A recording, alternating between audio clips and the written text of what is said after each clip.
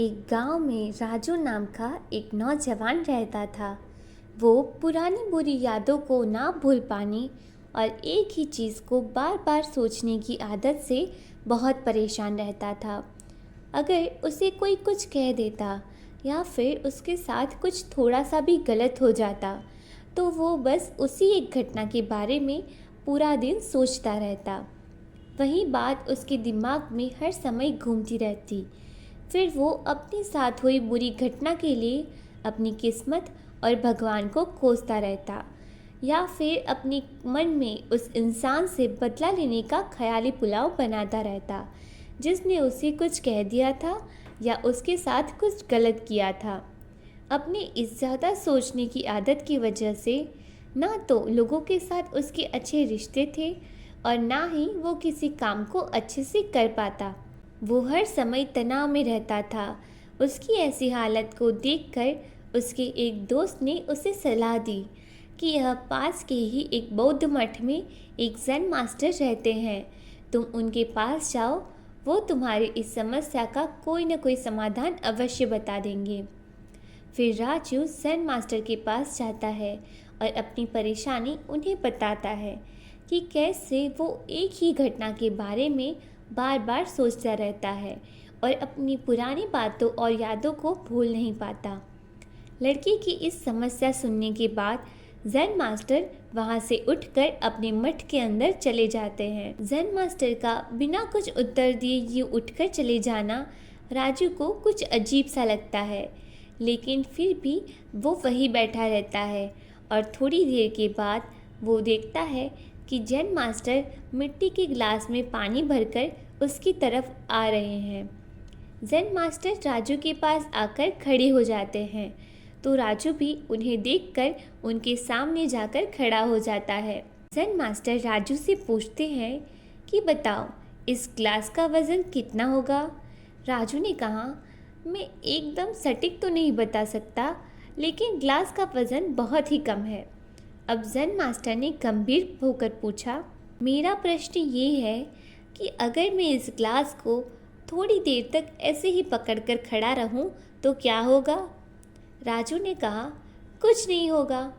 Zen master ने फिर पूछा, अगर मैं इस ग्लास को 1 घंटे के लिए ऐसे ही पकड़ के रखूं तो क्या होगा? राजू ने कहा कि आपके हाथ में दर्द होना शुरू हो जाएगा।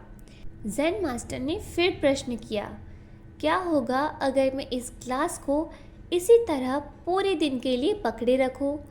राजू ने फिर गंभीरता से उत्तर दिया कि आपके हाथों में भयंकर दर्द होना शुरू हो जाएगा और शायद आपके हाथ शून्य भी हो सकते हैं और यहाँ तक कि आपके हाथों को लकवा भी मार सकता है।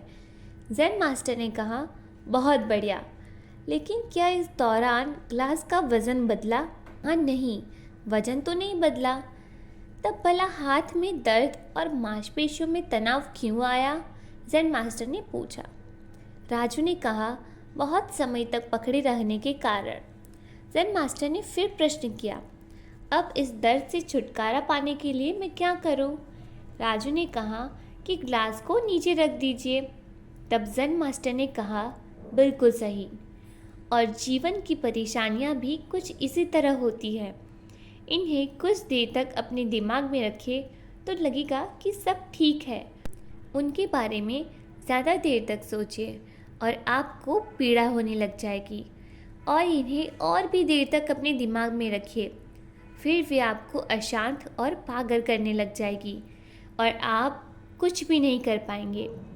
फिर ज़ेन मास्टर ने राजू की तरफ इशारा करते हुए कहा, अपने जीवन की पिछली गलतियों और घटनाओं के बारे में सोचना ज़रूरी है, लेकिन उससे भी ज़्यादा ज़रूरी है कि उस गलतियों से सीख कर आगे बढ़ना। अगर तुम एक ही बात को पकड़कर बैठे रहते हो तो ठीक उसी ग्लास की तरह ये भी तुम्हारे जीवन में दर्द पैदा कर देगा, और तुम आज अपने अतीत को लेकर बैठे रहते हो तो ये आज भी तुम्हारे हाथ से निकल जाएगा और फिर तुम भविष्य में इसके लिए पश्चाताप करोगे। तुम अपने अतीत के लिए जैसा इंसान बनना चाहते हो या फिर जिन गलतियों के लिए पश्चाताप करना चाहते हो, तो तुम आज से ही वैसा इंसान बनने का प्रयास करो और कोशिश करो फिर तुम वैसी गलती ना करो जिसके लिए तुम्हें भविष्य में पछताना पड़े।